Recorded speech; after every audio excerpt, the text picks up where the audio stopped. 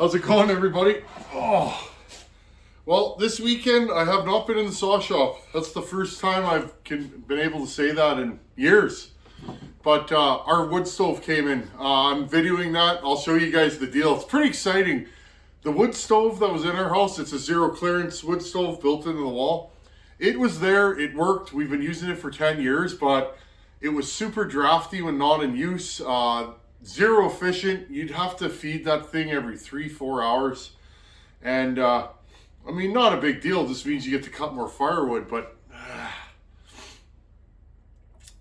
it was time, friends. And we got the letter that we weren't allowed to use it anymore. It's just too old. And you know what? At first I was a little, we'll call it displeased, because not a lot of time to get a new stove with everything that's going on in the world. Things are late and not available. I'm sure a lot of you out there are going through the same thing.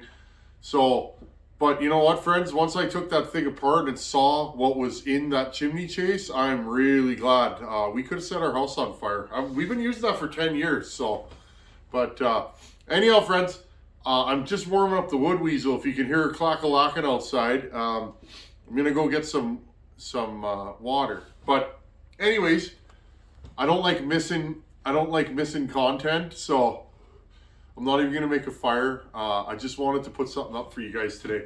I want to talk about Buckins Super Pro 70. This saw was fully an experiment, friends. Before this, the only McCall I ever run was that Pro Mac 55 that Mr. Jack Fly sent us. Hey Jack, hope you're doing well, buddy. That's a good running saw. My buddy Caleb in Texas gave me this saw as a non-runner, and he said if you can do something with it. So I asked him, you know, maybe I could build this for Bucket, and he thought that was a great idea. So what I did, friends, is I ported this to the best of my ability, because as you guys notice, I jump around a lot. You know, you name it, I'll put it on my bench. It doesn't matter if it's a sideways cylinder or an uppy downy cylinder. I've done Stills, Husqvarna, Johnson Reds. We're getting ready to do some Pioneers, Max.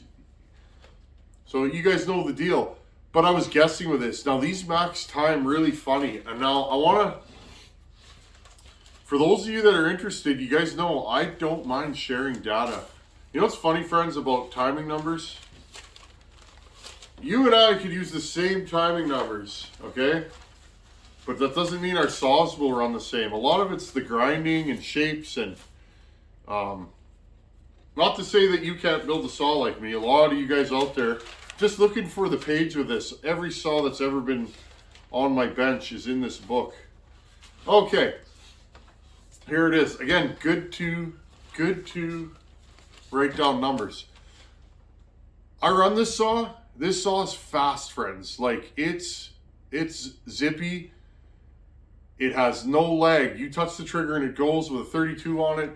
It's really fast for living. It's good in smaller wood. Medium wood, it's not bad. When you get into, and what I'm going to call big wood for this saw is 2 foot and over, especially hardwood. This saw's funny, friends. When you dog it in, it goes, oh, like it. Yeah, I know you guys like the sounds, eh? When you dog this saw in, though, it kind of falls flat a little bit, which is funny because everywhere else this saw is incredible. I built it. I wasn't sure about it, so I sent it to Buckin, and I like Buckin's full, legit, no holds barred feedback on my saws. It makes me a better builder. I don't want him saying this is a good saw if it's not, right? He loves this saw. Great feedback on it, but he experienced the same thing I do. And that is it loses a little something. It loses grunt when you first dog it in. And then once you get it back going, it'll power through the cut, but you got to be really gingerly with this saw. I told him I'd like to have it back. I really would. I'd like to have the saw back so that I can maybe improve upon it.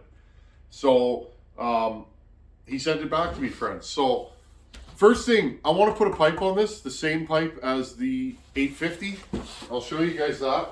The 850, I'm going to mail this very soon. I like to put it in the wood one more time. Didn't get a chance this weekend, of course, because we're replacing the wood stove. These, friends, are basically the same saw, okay? The layout is almost identical. There's a few little differences. So I reckon that this pipe will fit on this saw, okay? So, I don't know what happened there, friends. I hit the camera or something. Whatever, we'll edit it. Cut.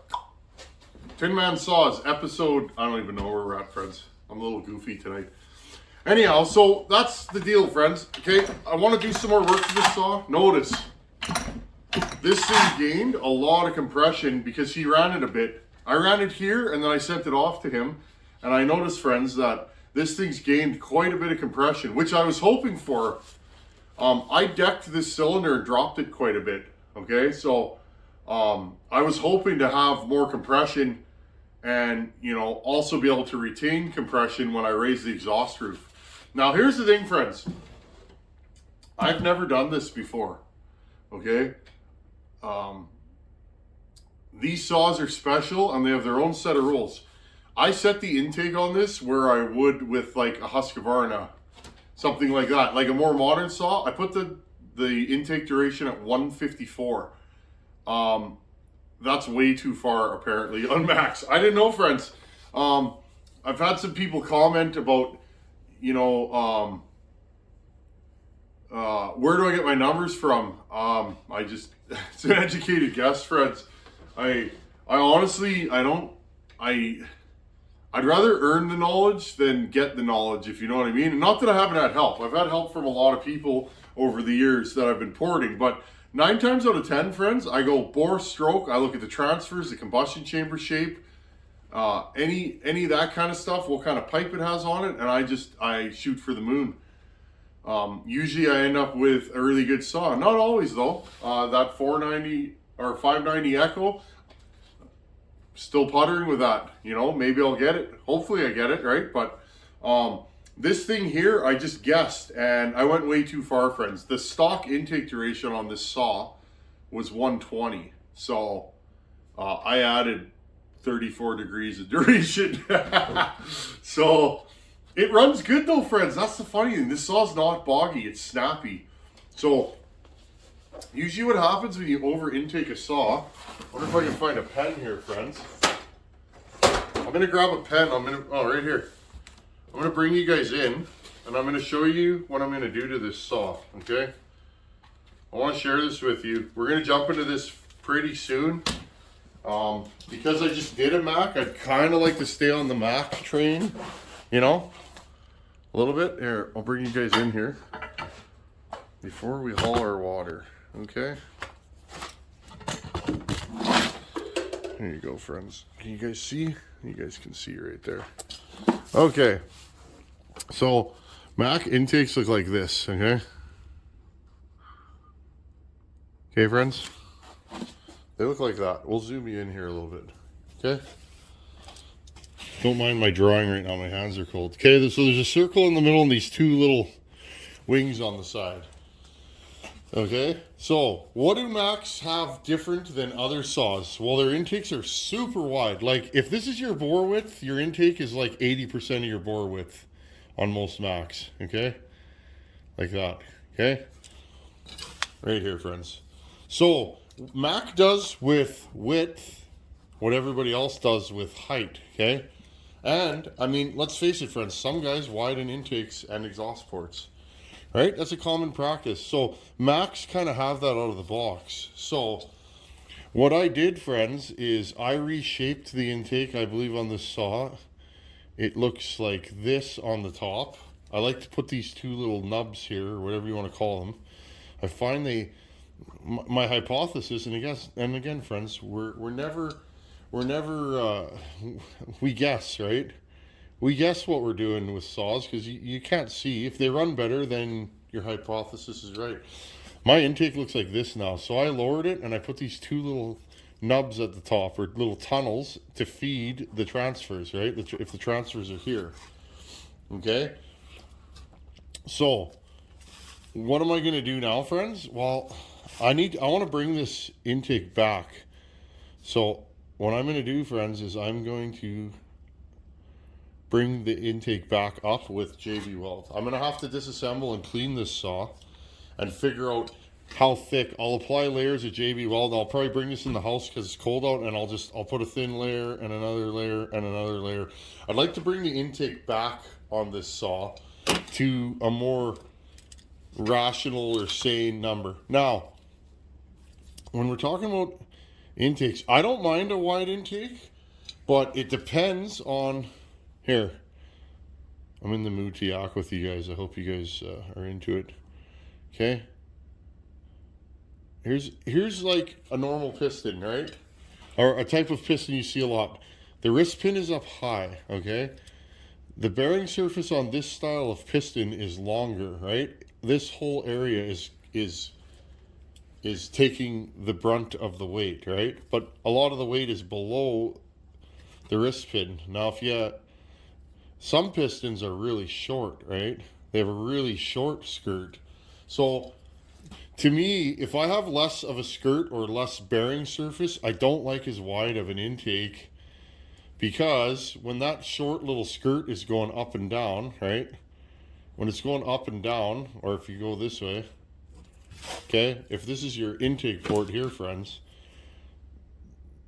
the pistons do move, right? And as the piston's going down, there's less bearing surface to bridge this gap here, right? So that can wear the skirt of your piston. 200Ts do that a lot. I probably have one here I could dig out for you guys. Okay, so same thing with exhaust ports, friends. I get that question all the time. If your exhaust port is that wide, if this is a side view of your exhaust port, right? Think about it, friends. Every time the rings pass that, they mostly go in and then they have to pop out down here, right? That's hard on rings, and you have less support on the piston, right? If this is a top view of the cylinder, right? Your piston's only bearing here and here for a lot of it, right? So again, that's why I don't like wide exhaust ports typically. For me, I want the saw to last. I'd rather go up and down. I'd rather go a higher exhaust port than a wider exhaust port. Just me, friends. I know a lot of guys like wide, and that's okay. I'm good with that. So, I hope you guys enjoyed my little doodle-rama here. I'm going to back you guys back up. Okay, so, here's an example of a really, really short piston, friends. Home light. Wrist pin is dead center. So think about it. Right? The longer the piston, the more bearing surface. It can't move around as much. So if you have a really short piston, you know what I mean? They might rattle around more. So anyhow, friends, so what I'm going to do over the next week or so is I want to take this saw apart. Whenever I get a chance, I got to finish the fireplace, and then we'll start working on this and the 922. But I want to pipe this saw, because one thing I experienced, friends, on the 850, that pipe made pull. When I dogged that saw in with the other pipe and the stock pipe, it didn't pull. It would kind of get a little lazy and then come back. So in this build, I want to try a pipe and bring the intake back a little bit. So, and again, friends, I've had a lot of emails lately. Can't you just cut the piston skirt for your intake? Yeah, you can, but if you cut your piston, it's lighter. That's a good thing. Lighter pistons are a good thing, right? Less reciprocating weight on the top, right? So I like a light piston, but again, if you make that skirt shorter, or you dome it in the middle, or cut a half circle in the middle, you know, just be aware that you're taking away some bearing surface, and you can lessen the life of that piston, if that makes sense. Not all the time, but some saws are really hard on piston skirts. Just depends on the saw. So what I'm going to do with this, friends, and like maybe I should have cut the piston, but it's like, no. To me, friends, if you're going to port a saw, for me, and this is just me, however you guys do it, I'm good with that. But if I'm going to port a saw, I'm going to port it. I'm going to grind on the ports and make it, you know, make it go fast, apply go fast moves to it. So yeah, friends, that's what I'm going to be doing. Like I said, I'm working on the fireplace. I'm just about to go get a load of water. I just wanted to jump in and get something for you guys to watch. So I hope you enjoyed this video. My doodling was sort of on point today, but so that's what I did, friends. I lowered the bottom of the intake a little bit too much. I'm going to bring it back with a layer of JB Weld. I've actually never done that before. I know it's a thing, and I know it's doable. I got a big package of JB Weld there, so we'll do that. Hopefully I can get it on video. We'll bring it back, and then we'll sand it and shape it and bring it back to a higher amount. I was thinking, friends, if the 850, what did the 850 eat for timing? Do you guys remember? I don't remember.